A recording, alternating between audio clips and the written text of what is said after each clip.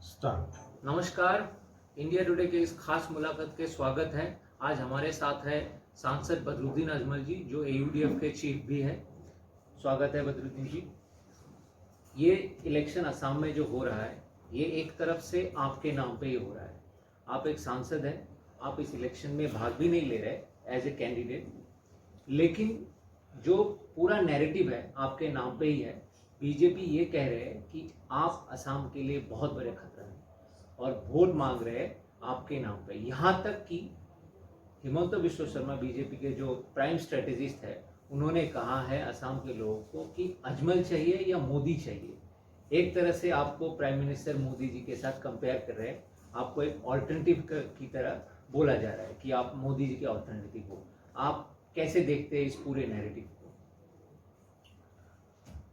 देखिए, मेरे हिसाब से मैं एक छोटा मोटा आदमी हूँ। अमित शाह जी ने कहा, ये हेमंत बिश्व शर्मा ने कहा करके मैंने नहीं सुना। अमित शाह जी का भाषण मैंने सुना। तो ये कह रहे हैं कि आप प्राइम मिनिस्टर के साथ रहना चाहते हैं या बदरुद्दीन के साथ रहते हैं, बदरुद्दीन अजमल के साथ रहना चाहते हैं। मैं मीटिंगों में लोगों से पूछता हूँ, 50-50, 60-60 हजार आदमी के लोग, क्या अमित शाह जी पूछ रहे हैं बदरुद्दीन अजमल के साथ रहना चाहते हो प्राइम मिनिस्टर के साथ? 50,000 लोग एक आवाज में बोलते हैं बदरुद्दीन अजमल के साथ रहना चाहते हैं। ये तो पब्लिक की आवाज है। और 50,000 लोग ये भी बोल रहे हैं मोदी के साथ रहना चाहते हैं। जी, 50,000 लोग ये भी कहते हैं कि मोदी के साथ रहना चाहते हैं। कहते होंगे जी कहते होंगे, मेरे यहाँ तो नहीं कहते हैं। जी। किसी और जगह में कहते होंगे, वो जैसे कह लो आना। बदरुद्दीन अजमल जादू, वो जो सर पे चढ़ के बोले, इस मर्तबा मोदी जी का वो वेव नहीं है। अमित शाह भी अभी बराबरी जाके आए, 4-4 हजार के प्रोग्राम में मीटिंग में भाग लिया। हेमंत बिश्व शर्मा जा रहे, 2,000, 2,500, 3,000 लोग जमा हो रहे। तो ना प्राइम मिनिस्टर के वेव है, ना अमित शाह जी का वेव है, ना नड्डा साहब आए तो उनका वेव है, और ना हेमंत बिश्व शर्मा का वेव है। घबराए हुए हैं, फ्रस्ट्रेटेड हैं, क्या कहें। हम उनसे पूछते हैं, कितने बांग्लादेशियों का आपने निकाला? प्रधानमंत्री जी ने कहा था कि हमको सत्ता में दीजिए 5 साल के लिए, हम बांग्लादेशियों को पोटली भर के निकालेंगे।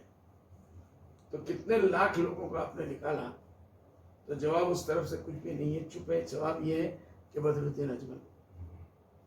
महंगाई के ऊपर आप आए थे, महंगाई के ऊपर आपने क्या किया? जो 5 साल पहले 24-25 रुपया आलू, टमाटर और ये सब प्याज का दाम था, वो आज तकरीबन 70, 75, 80 रुपये तक पहुंच गया। पेट्रोल डीजल 100 रुपये को छूने को जा रहा है। ये भाव कब कम होगा, कब आप महंगाई खत्म करेंगे? तो वो कहते हैं बदरुद्दीन अजमल। रास्ते घाट का क्या होगा?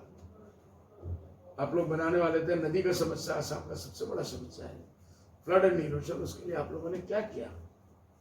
तो कहते हैं कि बदरुद्दीन अजमल। उसके बाद हम पूछते हैं कि इंडस्ट्रीज का आपने कहा था, 2 बड़े बड़े इंडस्ट्री असम में, 2 ही इंडस्ट्री है, 2 पेपर मिलते। प्रधानमंत्री जी ने आने के बाद साफ कहा कि इसको हम खोलेंगे। चीफ मिनिस्टर ने हर मीटिंग में कहा कि हमारे मोदी जी ने कहा खोलेंगे, हम खोलेंगे। 5 साल गुजर गए, बल्कि वो अब स्क्रैप के भाव में बेचने के लिए तैयार है। हम पूछते हैं उसके इंडस्ट्री का क्या होगा? कि बदरुद्दीन अजमल, एक्सेट्रा एक्सेट्रा। जिस मुद्दे के बारे में मैं पूछता हूँ पब्लिकली पूछता हूँ, तो मेरे पास, उनके पास मेरे जवाब सवालों का एक ही जवाब है, बदरुद्दीन अजमल। यहाँ तक कि आपने गिना कि नहीं गिना, मैंने गिना क्योंकि मेरा मैटर था। अमित शाह जी आए, उन्होंने, मैंने गिना, एक मीटिंग में 6 मरतबा बदरुद्दीन अजमल का नाम लिया। मेरा ये कहना है कि हमारे किसी भी एक सवाल का, काले धन का पूछता हूँ तो बदरुद्दीन अजमल, जीएसटी का पूछता हूँ बदरुद्दीन अजमल,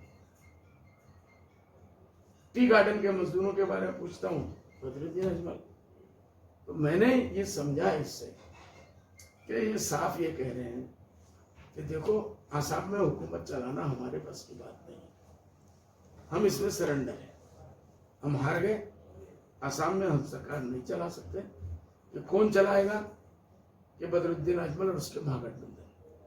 यही पे सवाल ये है कि आप कह रहे हैं कि लोग बदरुद्दीन अजमल को चाहते हैं, लेकिन बदरुद्दीन अजमल तो चीफ मिनिस्टर बनने के लिए भी तैयार नहीं है। आप अपर असम में कैंपेन करने के लिए भी नहीं गए। आप गलत समझ रहे हैं। मैंने ये कभी नहीं कहा कि लोग बदरुद्दीन अजमल को चाहते हैं या नहीं चाहते हैं। मैंने पहले शेर भी पढ़ा कि जादू वो जो सर पे चढ़ के बोले। आज बीजेपी के हर बड़े लीडर से, प्राइम मिनिस्टर से लेके, वो भी आगे कहते हैं बदरुद्दीन अजमल के साथ जाओगे, लेके नीचे के लोगों तक कोई जवाब नहीं है। हेमंत बिश्व शर्मा साहब तो शायद नींद से उठते हैं तो बदरुद्दीन अजमल, टूथब्रश करते हैं, पेस्ट करते हैं तो बदरुद्दीन अजमल, भाभी बिचारी नाश्ता दे रही होगी, उनका ध्यान रहता है बदरुद्दीन अजमल। बदरुद्दीन अजमल मुगल हो गया। कैसे मुगल हो गया? 800 साल के बाद वो हिस्ट्री आपको कहाँ से मिल गया? हम लोग तो कभी भी मुगल नहीं थे, मुगल है भी नहीं, और अब होने का चांस भी नहीं। तो एक पीएचडी आदमी का हिस्ट्री के बारे में इतना नॉलेज कम है। मियाँ वाला एक कोई इशू बनाते हैं। हमने कई मतवा कहा कि इसके साथ हम नहीं है, मियाँ म्यूजियम के साथ हम नहीं है।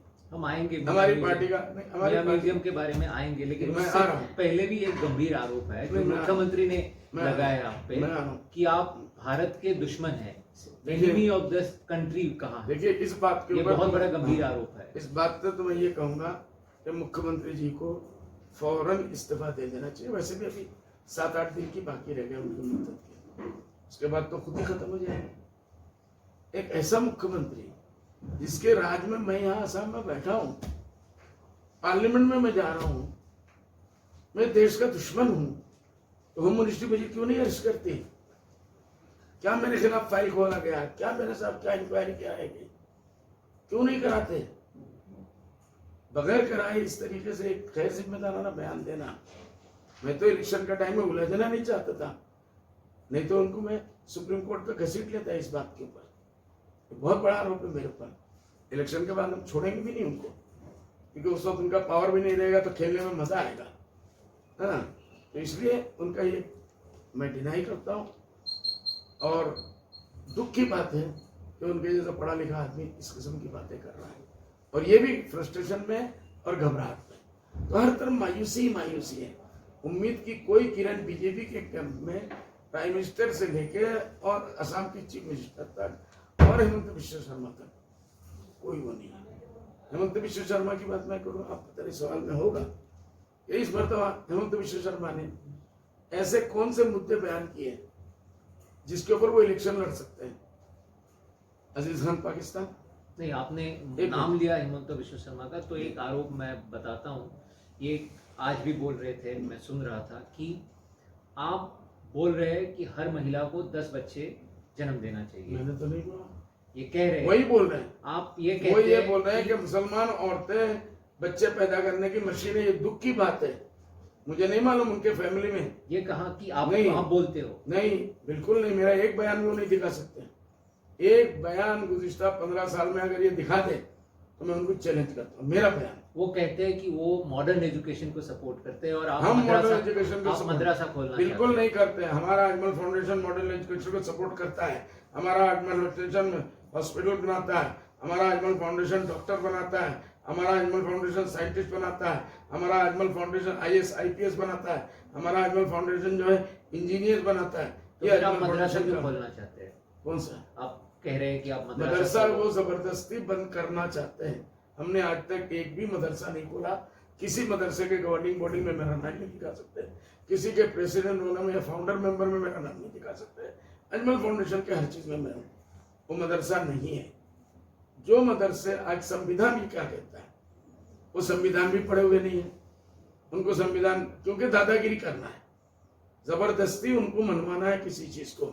आज भारतवर्ष के किसी एक स्टेट में अगर मदरसा एजुकेशन बंद किया गया हो तो मैं आपको चैलेंज करता हूँ, आप लोग बताइए नहीं किया गया। पूरे हिंदुस्तान में चालू है। आसाम में क्या मुसीबत आ गई?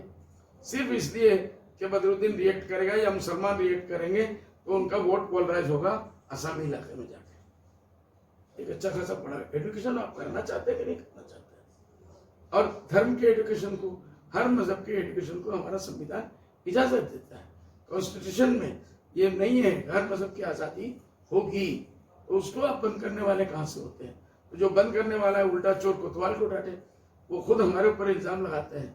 हम तो मदरसे मैंने कहता हूँ कोई भी एक मदरसा मैंने अगर खोला है तो निकाल के बताएं, रिकॉर्ड में कंप्यूटर पे आज जाएंगे इंटरव्यू पे तो उसमें हर चीज रिकॉर्ड में है, रजिस्ट्रेशन के उसमें नंबर में मिल जाएगा। वो ये भी वो कहते हैं जब तक कांग्रेस में थे यही हेमंत विश्व शर्मा साहब मदरसों में जाते थे वोट के लिए, कुरान की तारीफ करते थे, मदरसे की तारीफ करते थे। यही 6 साल पहले बदरपुर में तो बराक वैली का सबसे बड़ा मदरसा है, वहां वो प्रोग्राम में उसका रिकॉर्डिंग भी है, चाहे मैं ढूंढूंगा मिल जाएगा।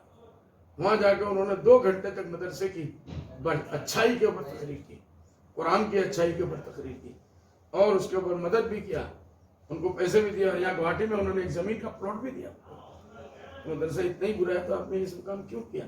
क्योंकि आप उस वक्त कांग्रेस के कपड़े में थे, गेरुआ कपड़ा आपके बदन पे नहीं था। जैसे ही गेरुआ कपड़ा आपके बदन में आया तो आपको आरएसएस की जुबान बोलनी है, आपको जो है क्या नाम है नागपुर की जुबान बोलनी है, आपको विश्व हिंदू परिषद की जुबान बोलनी है। बोलेंगे तो बड़े लोग आपके ऊपर मेहरबान होंगे, हो सकता है भूल के भी आपको किसी दिन चीफ मिनिस्टर बना दे। असल मकसद है उनको चीफ मिनिस्टर बनना, जो कहीं भी हमको दूर दूर तक नजर नहीं आ रहा है। वो ये भी कहते हैं कि अगर असम में एनक्रोचमेंट हो रहा है, 17 पे एनक्रोचमेंट हो रहा है, 17 के लैंड पे, या काजीरंगा नेशनल पार्क के एनक्रोचमेंट हो रहा है जो इलीगल इमिग्रेंट्स का। कैबिनेट मिनिस्टर थे आपके जमाने में, लाइन से आपके बैनर पे लोगों ने इंक्रोचमेंट किया। बदरुद्दीन उस वक्त अभी नहीं, पॉलिटिक्स में भी नहीं था, क्यों उस वक्त आपने नहीं रोका?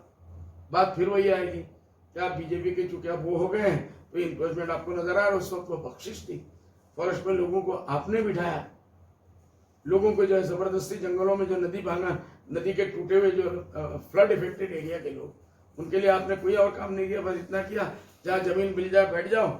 उस वक्त यही इनकी पार्टी कहती थी अरे जब तक हमें तुम्हें क्या डरे, बैठे रहो। तो हम लोग ये सब काम नहीं करते, इलीगल काम हमारा करने का कोई वो नहीं है।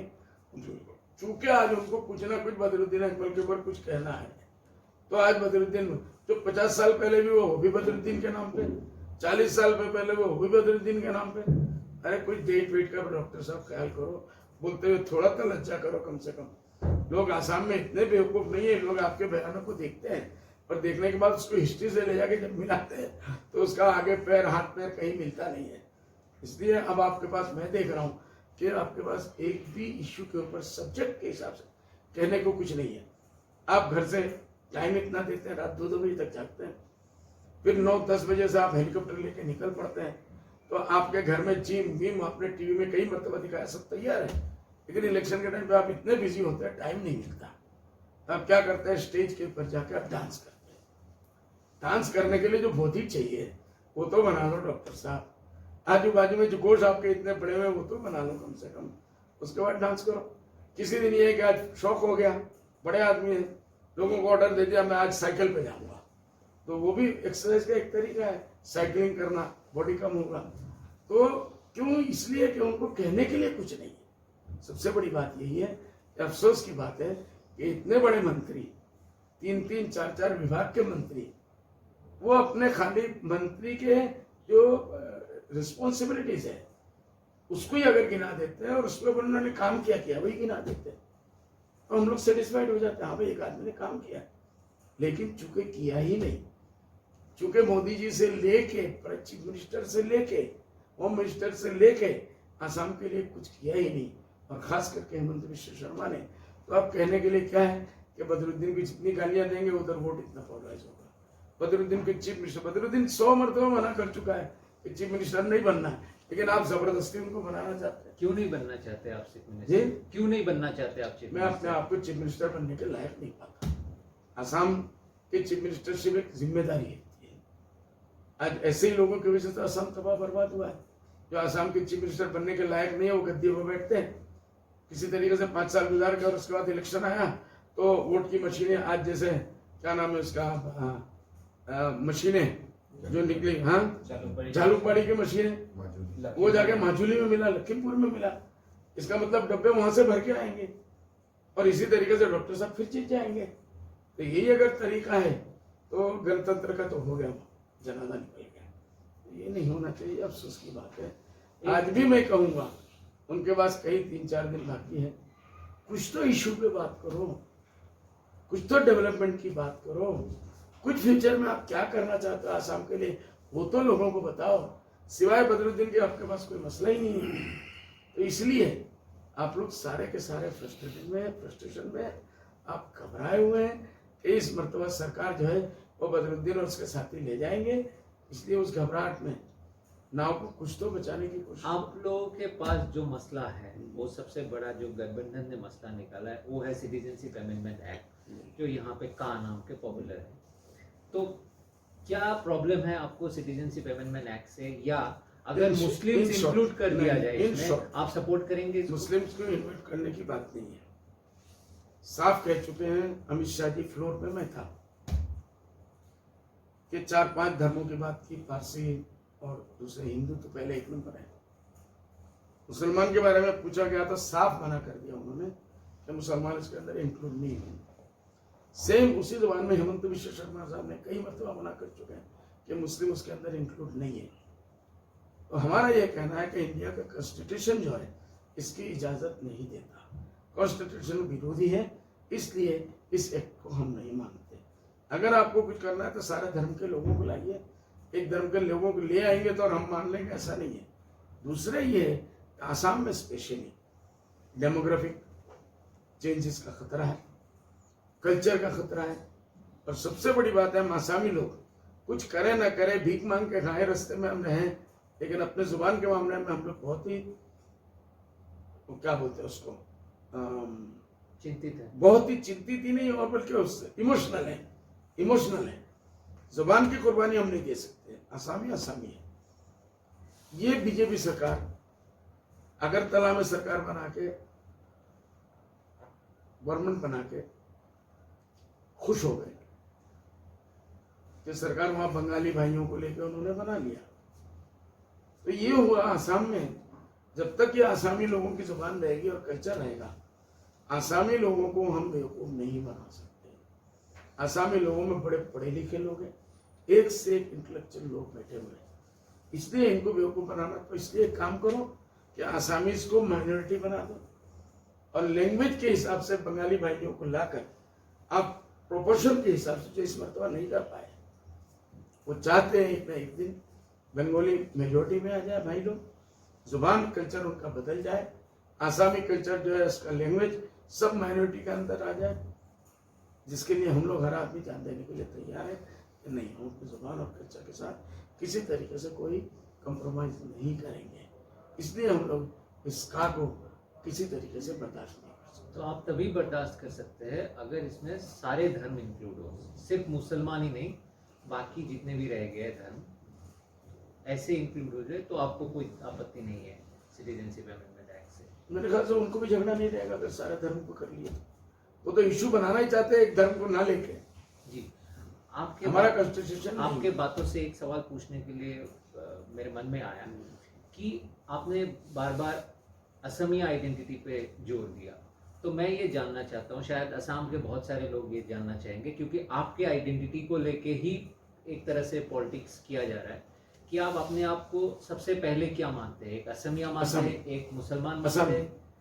आप सबसे पहले असमिया, बाद में मुसलमान हूँ, और उसके बाद जो आप चाहे बना दे, पहले मैं असमिया। ये बहुत इंपॉर्टेंट बात का अहोमिया जी। एक अगर कांग्रेस और AIUDF पावर में आ गए और बाकी सात महागठबंधन पावर में आ गए, तो आप लोग के टॉप 3 प्रायोरिटीज क्या होंगे असम के लिए? देखिए, जब महागठबंधन की बात आपने कही और महागठबंधन के बारे में आप कह रहे हैं, तो अभी हम लोगों को महागठबंधन जब हम जीत के आ जाएंगे और के बैठने के लायक हो जाएंगे, कॉमन मिनिमम प्रोग्राम कांग्रेस ने बनाया, हम लोगों ने माना कि वो सबका कॉमन मिनिमम प्रोग्राम है, आप उसके अंदर जाएंगे, डिटेल्स आपको सब मिल जाएगा।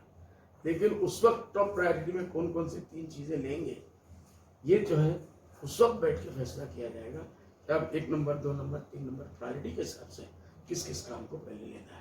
एक सरकार की जिम्मेदारी है, उस वक्त हम लोग मिलकर लेंगे। लेकिन आप अपने प्रायोरिटी, वो माने ना माने, गठबंधन में कंसेंसस हो ना हो, लेकिन एयूडीएफ के तरफ से कुछ तो प्रायोरिटीज होंगे कि आप चाहते हो कि असम के लिए मैं ये करना चाहता हूँ, मुझे एक या दो प्रायोरिटी ही बता दीजिए जो आपका प्रायोरिटी है, जरूरी नहीं गठबंधन देखिए में मान ले।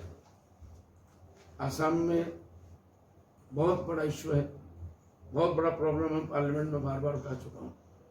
एक तो इन्फ्लेंटेशन, घुसपैठ।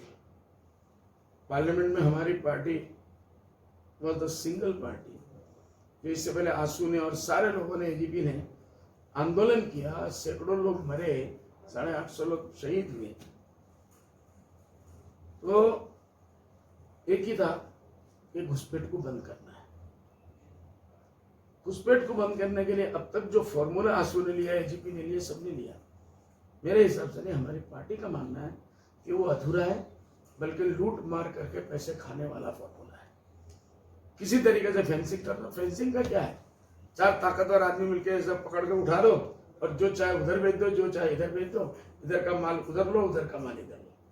यही आज 60, 70, 50, 71 के बाद से जब से बांग्लादेश बना, मैंने कहा कि हमारी पार्टी का, पहले पार्टी का डिमांड है कि इसको सीलिंग करो। वर्ल्ड में जब जर्मनी वगैरह और दूसरे जगहों में सीलिंग हो रहा है, तो बांग्लादेश इतना बड़ा कोई वो नहीं है कि जिसको सीलिंग न किया जा सके। सीलिंग करेंगे वंस फॉर ऑल, ये प्रॉब्लम सॉल्व होना चाहिए। ये हो गया 1 नंबर हमारा मुद्दा, इसको सॉल्व करना। बगैर इसके आसाम में शांति नहीं आएगी। पॉलिटिशियन लोग इसको लेके खेलते रहेंगे, अपना उल्लू सीधा करते रहेंगे, करोड़ों रुपये के मार इधर से उधर हो जाएंगे। नंबर 2 है, मैंने पार्लियामेंट में कहा कि फ्लड एंड इरोशन हमारे आसाम के लिए सभापति जी देव बन चुका है, देव भूत। जब तक के फ्लड एंड इरोशन को कंट्रोल आप नहीं करेंगे, आसाम का किसी तरीके से कोई भी डेवलपमेंट, ऑलराउंड डेवलपमेंट बहुत दूर की बात है। कुछ भी होता है, नदी का एक भाव इस तरफ से आता है, एक भाव उधर से, ब्रह्मपुत्र देव नदी हमारे लिए देव बन गया है। जब तक के इसको बंद करने का, इसको कंट्रोल करने का कोई फॉर्मूला आप नहीं लाएंगे, आसाम के ऑलराउंड तरक्की को हम सोच ही नहीं सकते। ये हमारा दूसरा, हमारी पार्टी का, जब हम बात करेंगे वहां बैठेंगे तो बात करेंगे।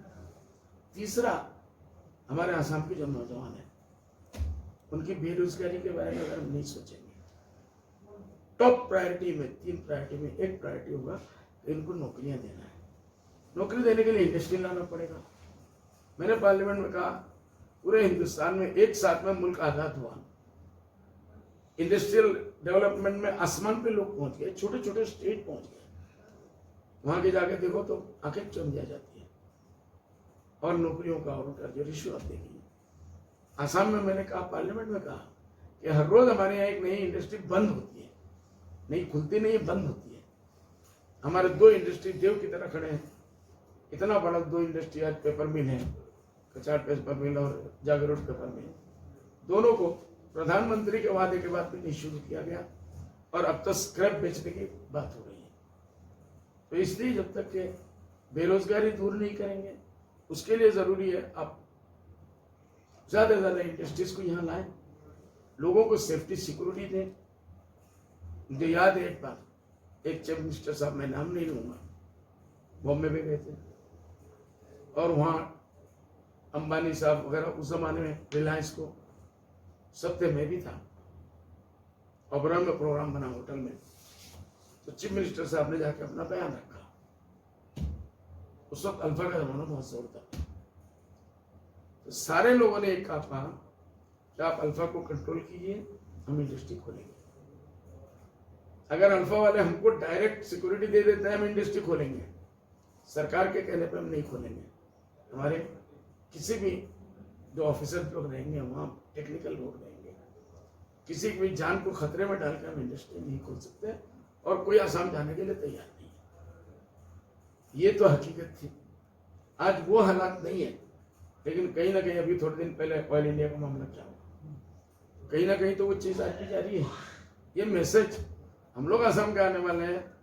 एक जमाना था, आज से 5 साल पहले तक लोग बम कहीं भी फूट रहा है तो पूरे हिंदुस्तान में नहीं, पूरी दुनिया में क्या आसाम में बम फूटता है। उनको क्या मालूम कहाँ बम फूटता है। हम लोग रात दिन आ रहे जा रहे, कुछ नहीं हो रहा है, इसी तरीके से जी रहे। तो ये चीज जो है, जब तक के बंद नहीं किया जाएगा, इस पर कंट्रोल नहीं होगा, इंडस्ट्रियल डेवलपमेंट जारी नहीं होगा, बाहर के लोग इन्वेस्टर नहीं आएंगे। आज इतना बड़ा प्रोग्राम आसाम गवर्नमेंट ने कर लिया, फॉरेन के इन्वेस्टर, बाहर के इन्वेस्टर को, दुबई से लोग आए, हमारे जानने वाले आए, बड़ा बड़ा काम करना चाहते हैं, प्रोजेक्ट करना चाहते हैं, लेकिन मेरे ख्याल से आज 2 साल 3 साल हो गया, एक भी इंडस्ट्री वहां नहीं आया इस काम के लिए। क्यों नहीं आ रहे? क्या इसको सोचने की जरूरत नहीं है? उन रीजंस को दूर करना पड़ेगा, अच्छा माहौल बनाना पड़ेगा, फ्रेंडली एनवायरनमेंट बनाना पड़ेगा, तब लोग बाहर से आएंगे, तब लोगों को नौकरियां मिलेंगी। आपने घुसपैठियों की बात की प्रायोरिटी के नाम पे। असम में घुसपैठियों के लिए एनआरसी बन गए, अब एक नया एनआरसी की बात हो रहा है। आपके पार्टी का और आपका क्या स्थिति है एनआरसी को लेके? देखिए, एनआरसी को लेकर ये जो लोग कह रहे हैं ना, पावर में आए तो फिर वो एनआरसी फिर से बनाएंगे। सुप्रीम कोर्ट का एक जज इनके जैसा एक हिस्टोरिकल जज था, जो क्या नाम था उनका, रंजन गोगोई साहब। उन्होंने इंडिया एनक्लेव में कलकत्ता में आज से 1 महीना 1.5 महीना पहले इंडिया टुडे कॉन्क्लेव में साफ कहा, कई लाख लोगों ने उसके ऊपर मेहनत की, कई हजार करोड़ रुपए इसके ऊपर खर्च हुआ। लोगों को जो तकलीफ है वही अपनी बात, करीमगंज से लेकर और धेमाजी तक जाना, पूरे फैमिली ट्रीज के बारे में जो बात है, क्या परेशानी नहीं हुई। औरतों के लाइन में खड़े खड़े बच्चे पैदा हुए। इतना सब होने के बाद, इतने साल की मेहनत के बाद, सारे ऑफिसेस बंद थे, एक एनआरसी का काम हो रहा था, और जब सुप्रीम कोर्ट ने उसको सील मार दिया कि एनआरसी पूरा हो गया, अब इन लोगों को लगा कि एनआरसी हमारी मर्जी के हिसाब से नहीं हुआ। हेमंत बिश्व शर्मा साहब क्या कहते हैं इसके ऊपर, कि हमको हाजेला ने बेवकूफ बना दिया। ऑफिसर, आप इतने बड़े मिनिस्टर, आपको कब पता चला बेवकूफ बना है? आपको उस वक्त पता चला जो आपके दिल में था वो एनआरसी नहीं बना, तो इसलिए आप उसको वापस पर बनाना चाहते हैं, आप उन्हीं को फिर से वापस लाना चाहते हैं, उन लोगों को जबरदस्ती बांग्लादेशी बना के प्रूफ करना ही चाहते हैं। तो ये तो आपकी मर्जी हुई, कॉन्स्टिट्यूशन की कोई मर्जी नहीं है, मुल्क की कोई मर्जी नहीं है, लोगों की कोई मर्जी नहीं है। जिसकी भैंस, जिसकी लाठी उसका भैंस, जो आपको करना है आप करिए, लेकिन हमारे हिसाब से, रंजन गोगोई के हिसाब से, best of the best NRC जो प्रिपेयर हो सकता था, जितना दिन टाइम देना था, इतने पैसे लग रहे थे, सेंट्रल गवर्नमेंट के पैसे लगे, वो सब लग गए, उनके हिसाब से वो पूरा का पूरा था।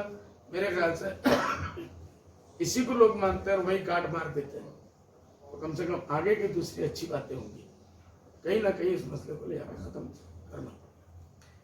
एक और इशू जो मैंने बीच में आपको रोक दिया था, मियाँ म्यूजियम और मियाँ पोएट्री, जिसको लेके हिमंत बिश्व शर्मा और बीजेपी काफ़ी बात करते हैं।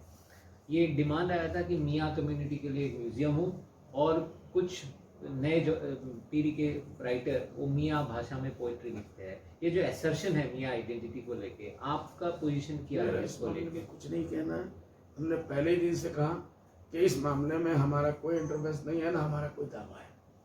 हम मियाँ म्यूजियम के बारे में हम इसके सपोर्ट में नहीं है। अचानक किन लोगों ने पॉलिटिकल, चूंकि इलेक्शन सामने आ रहा था, कुछ मुसलमान लोगों को मियाँ के नाम से भड़का के वोट बांटना चाहते थे, उन लोगों ने ये डिमांड रखा, और डिमांड रखे उसका सबसे बड़ा खराबी ये हुआ, उन्होंने डिमांड तो छोटा मोटा ही रखा था। डॉक्टर हेमंत बिश्व शर्मा साहब ने देखा मिल गया एक इशू, बदरुद्दीन को छोड़ के एक और इशू मिल गया मियाँ। उनको ये उम्मीद थी कि मैं खड़ा हो जाऊंगा मियाँ के साइड में जाके, मैं तो खड़ा नहीं हुआ, पहले दिन से बोल रहा हूँ कि हमको इसमें कोई इंटरेस्ट नहीं है भाई, कौन मियाँ है क्या है अपना देखो, हमको इससे कोई मतलब। ये जो नई तो पीढ़ी, उनका इशू जो है वो फुसफुस हो गया।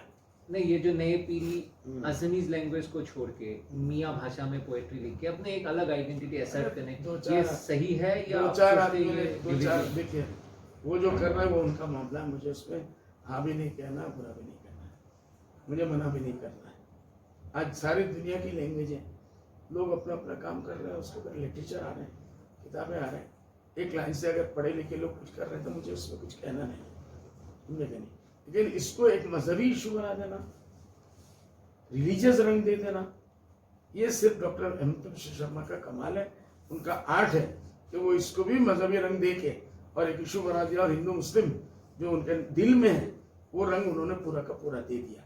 लेकिन इससे उनको पूरे आसाम में वोटिंग में, इलेक्शन में 1% भी इसका कोई फायदा पहुंचेगा करके मुझे नहीं मालूम। क्योंकि यहाँ परिषद के जिन लोगों ने डिमांड दिया है वो खुद हम मुसलमानों में भी शायद 1% भी नहीं है, लेकिन उनको इशू बनाना था, बना दिया उन्होंने। इशू तो बना दिया, लेकिन ये भी देखा जा रहा है आप जैसे बीजेपी को क्रिटिसाइज कर रहे हैं, डॉक्टर शर्मा को क्रिटिसाइज कर रहे हैं, हम नहीं कर रहे, वैसे ही अरे वो लोग करते करते मजबूर, हम तो उनका नाम मुंह में लेना भी नहीं चाहते। आप रिस्पॉन्ड कर रहे हैं, लेकिन ये भी हमने देखा है पास्ट में कि जिला परिषद में एयूडीएफ और बीजेपी ने मिलकर सरकार बनाई। अब तो बीजेपी कहते हैं कि एयूडीएफ अनटचेबल है, असम के लिए सबसे बड़ा खतरा है। तो क्या उस समय क्या हुआ था और अब ऐसा अलग क्या महबूबा हुआ? मुफ्ती के साथ किसने बनाया सरकार? दिल्ली सेंट्रल बीजेपी ने महबूबा मुफ्ती के साथ सरकार बनाया, 2.5 साल चलाया, चलाया कि नहीं चलाया? हमारा किसी जिला परिषद ने कहीं कुछ कर लिया होगा। जिला परिषद बनाना और एक स्टेट में हुकूमत बनाना, रात दिन इसके अंदर फर्क है। ये तो हमें आप लोगों से पता चल रहा है, जी कह रहे हैं तो पता चल रहा है कि कहीं ऐसा हुआ भी है, तो मेरे तो नोटिस में भी नहीं है वो चीज। आपके पार्टी सरकार बना चुके हैं जिला परिषद में और जी। आपको पता नहीं? सरकार नहीं बना चाहिए, जिला परिषद में कहाँ सरकार बनती है? जिला परिषद की जो हाँ, जिला कमेटी परिषद होते में हैं, एक कमेटी बनती है, उन लोगों ने लोकल में कोई एडजस्ट कर लिया होगा, तो और पार्टियां भी करती है, तो कर लिया होगा तो कर लिया होगा, हमें इसको पता भी तो नहीं आपके मुझे। लिए बीजेपी इतना अस्पृश्य नहीं है जितना बीजेपी के लिए यूडीएफ है, अनटचेबल नहीं है बीजेपी आपके लिए? नहीं, बीजेपी तो अनटचेबल है, क्योंकि उनका सारा काम संविधान के खिलाफ है। वो मजहब की बुनियाद के ऊपर मुल्क को चलाना चाहते हैं, वो धर्म की बुनियाद के ऊपर चलाना चाहते हैं, वो हिंदुस्तान को जो है हिंदुस्तानी जो एक क्या बोलते हैं इसका, हमारा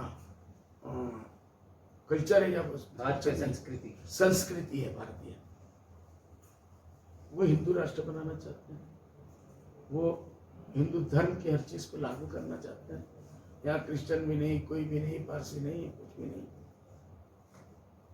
तो ये हिंदुस्तान का संविधान नहीं मानता और नहीं मानेगा। जितना भी ये कर रहे हैं, इक्का दुक्का कहीं ना कहीं करते भी रहेंगे, कुछ गरीबों पे जुल्म भी होगा, किसी नाम से होगा, लेकिन एक मरेगा तो उसके खून से, बेगुनाह जब आदमी मरेगा उसके खून से ऊपर वाला 1000 आदमी ऐसे पैदा कर देगा जो इन लोगों का एक ना एक दिन जवाब देगा। इसलिए कोई जुल्म, अपने हाथ में तलवार है, आज लाठी आपके हाथ में, बंदूक आपके हाथ में, जिसको चाहे आप मार दें। होम मिनिस्टर अमित शाह और असम के फाइनेंस मिनिस्टर हिमंत बिश्व शर्मा ने तो आपको मोदी जी के ऑल्टरनेटिव बना दिया है। साथ में मुझे लगता है आप भी कंपटीशन दे रहे हैं, क्योंकि मैं जहाँ भी देखता हूँ आपको गमछे के साथ देखता हूँ, मोदी जी काफ़ी प्रमोट करते हैं। मैं यहाँ पे असम के सिंबल खोराई को देख रहा हूँ, वहाँ पे जापी है। तो क्या आप मोदी जी को कंपटीशन दे रहे हैं या अपने असमीज आइडेंटिटी को एसर्ट कर रहे मैं हैं? अपने असमीज आइडेंटिटी को एसर्ट करता हूँ। मोदी जी जब दिल्ली में पैदा भी नहीं हुए, जब से मैं ये गमछा पहन रहा हूँ, बाई डेट मैं आपको प्रूव कर सकता हूँ विद फोटोग्राफ्स। उसके बाद मोदी जी दिल्ली में आए, तो मोदी जी को तो मुकाबला करने का मेरा कोई मतलब नहीं है। मोदी जी आसमान है और हम जमीन है, मुकाबले का हम सोच भी नहीं सकते। वही लोग आके कहते हैं, होम मिनिस्टर ने साफ कहा, लोगों से पूछते हैं कि आप मतलब प्रधानमंत्री के साथ रहना चाहते हैं या बदरुद्दीन के साथ, तो मुकाबला वो लोग कर रहे हैं। हमारी क्या हिम्मत है कि हम प्रधानमंत्री के मुकाबले में जाएं? इसलिए हम इतनी बड़ी हिम्मत भी नहीं कर सकते और अपनी हैसियत भी जानते हैं, इसलिए हम लोग इस मामले में कोई मुकाबले में नहीं। तो क्या सोचते हैं, अब जो इलेक्शन एक फेज खत्म हो गया है, 2 फेज बाकी है, तो आपके हिसाब से गठबंधन को कितना सीट मिलेगा? देखिए, गठबंधन को, हमारे गठबंधन वाले तो ये कह रहे हैं कि 101+, हमारे गठबंधन वाले सारे में 8 पार्टी मिला के 8 पार्टी मिला के 101+ है, और वही नारा हम सबका है, क्योंकि बड़ा पार्टी जो है हम लोगों में कांग्रेस है। जब गठबंधन के इसमें अंदर हुआ, क्योंकि पहले हेमंत बिश्व शर्मा साहब जी 101+ के पूरा आसाम में बोर्ड लगा दिए, इतने बड़े बड़े बोर्ड, देख के आंखों को तकलीफ होती है। तो महागठबंधन ने कहा 101+, 2 बड़ी पार्टियों का चल रहा है, हम छोटे छोटे पार्टी के साथ नहीं है, हमारी पार्टी का भी डिमांड नहीं है। बदरुद्दीन अजमल साहब, आपने इंडिया टुडे मैगजीन से बात की, समय दी, इसके लिए बहुत बहुत धन्यवाद। नमस्कार। नमस्कार। Thank you.